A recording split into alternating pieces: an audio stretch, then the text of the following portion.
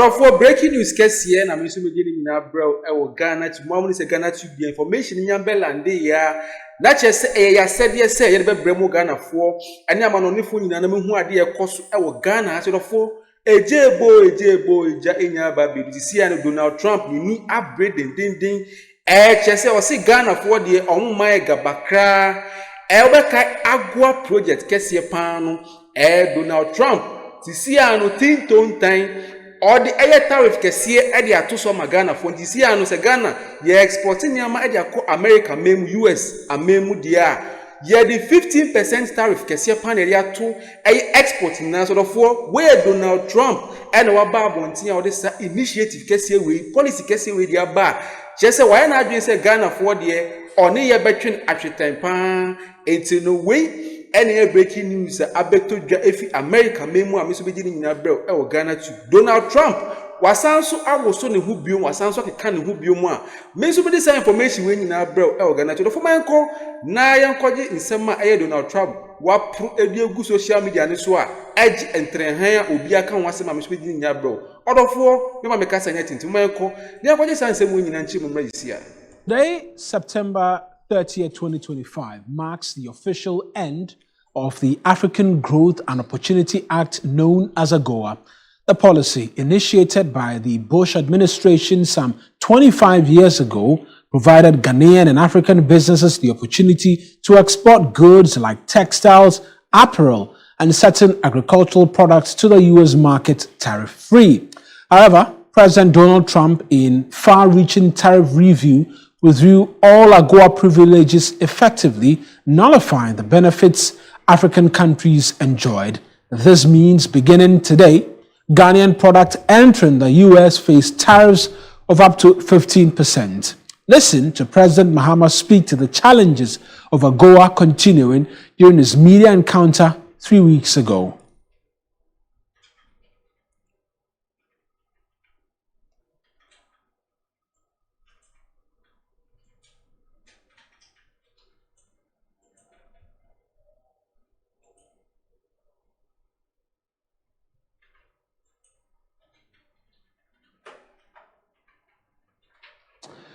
And we're supposed to listen to the president who spoke during that media encounter some 3 weeks ago, essentially, amongst many other things. That question posed to him was whether or not, was essentially about how the Ghanaian market was positioning itself to take advantage of some curtailments being extended by China following the introduction of tariffs slapped by the U.S. government on all goods entering the U.S. market from Ghana. We know that it's 15%, but some 25 years ago as well, there was an agreement put together between the U.S. administration and the African continent known as AGOA. But let's walk you through what the details of this agreement is, and now that it is coming to an abrupt end, exactly what it will mean in terms of the expectations now going forward. We're going to go onto our dashboard and just get a proper understanding of the AGOA policy and what it has done, how it has helped as well businesses, particularly from here in the country, be able to rake in a lot of foreign exchange, improve in terms of their production lines, amongst many other things. Now that it's coming to that abrupt end, what then becomes of them? And this is what the policy sought to do, and it provided duty-free access not just to Ghana, but we're focusing on Ghana. So provides Ghanaian businesses with the opportunity to export goods like textiles, apparel, and certain agricultural products to the U.S. without paying any tariffs. And so it made our products less cheaper as compared to others in a very competitive U.S. market. And it opened up as well significant U.S. market to local businesses, helping them reach a global customer base and grow the operations as well. And that's one of the many things that I was speaking to you about. And so there were certain categories of agricultural inputs as well, which were making their way onto shelves in the U.S., and they weren't being slapped with tariffs. And so it meant you were getting, your goods were more preferred in the U.S. market, amongst many other things. And then it afforded economic growth, because in being able to export so freely without tariffs, it encourages the implementation of sustainable economic policies, transparency, good governance, and worker protections in Ghana to ensure continued eligibility for the benefits of the program. And also, investment and partnership is strengthen economic ties between us and the United States through investment and engagement, amongst many other things. And then the key products we know which benefited as a result of this was clothing and fabrics. We saw a lot of footwears as well, a lot of locally made footwears. Then there was pineapple, cocoa, and oil palm fruits also enjoying duty-free access in the US.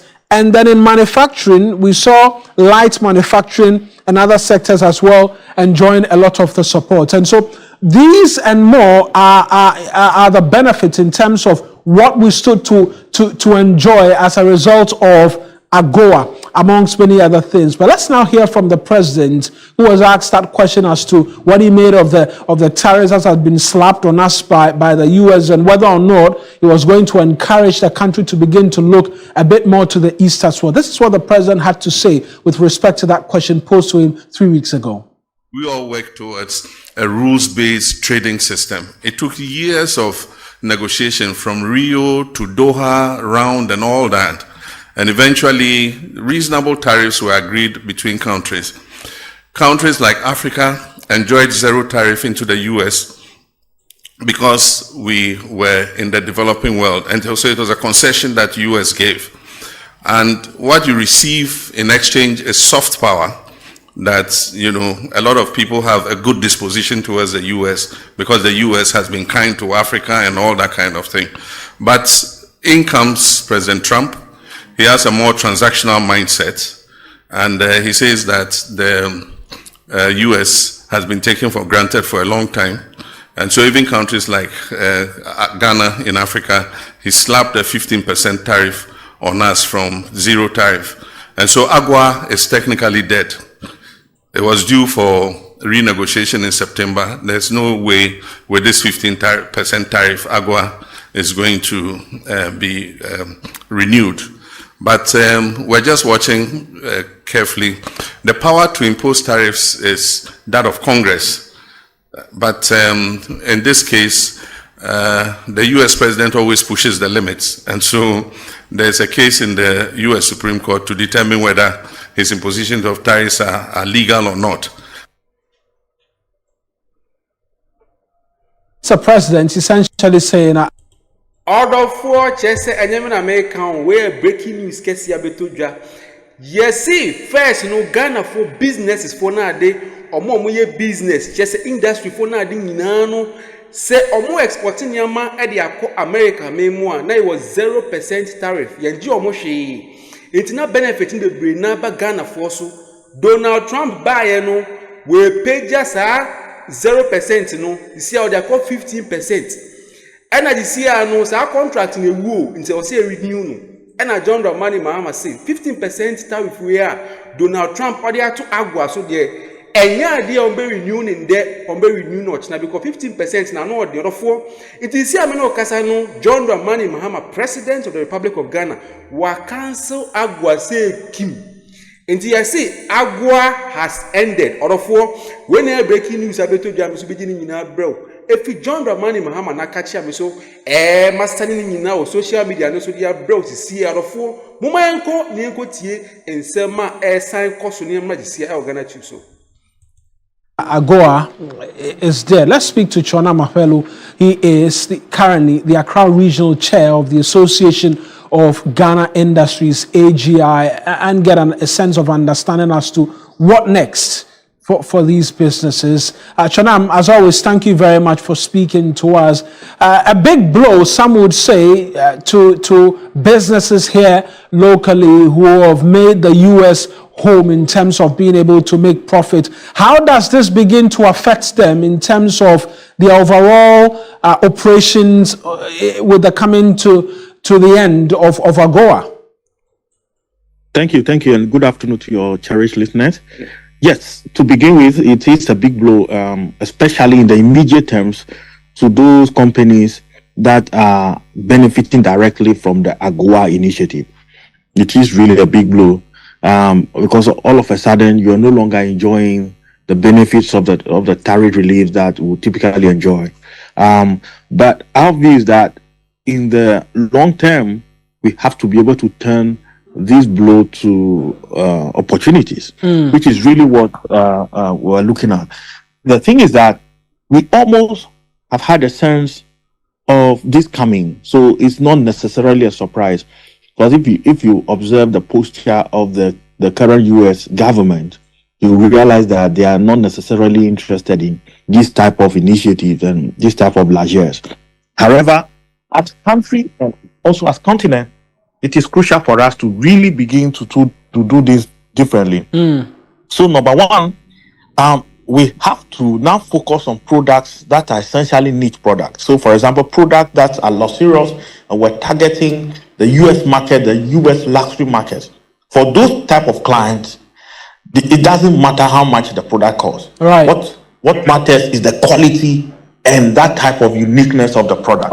So what I'm saying is that we have to quickly depart from the regular product and focus on those niche markets, so that even if the price is so high, those people are able to afford. But how prepared are these businesses to begin to pivot to premium products to serve the U.S. market when they had enjoyed a relative advantage for 25 plus years? Yes, that's what I'm saying. In the immediate terms, we will have some challenges. In the immediate terms, there will be losses, and there are losses already. So that's why I'm saying that we have to, in the medium to long term, begin to do something very, very different.